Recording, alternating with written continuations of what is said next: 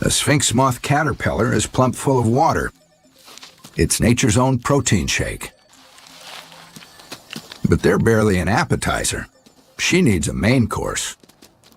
A roadrunner. But everyone knows it's tough for a coyote to catch a roadrunner. The energy it takes for the chase versus the odds of success. Just not worth it.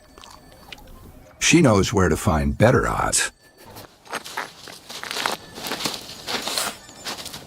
Side-blotch lizards are in here somewhere, hiding from the heat of the day. If her timing's off, they dart into the narrowest crack. But there's a lot of them out here. Sooner or later, she's bound to catch one off guard.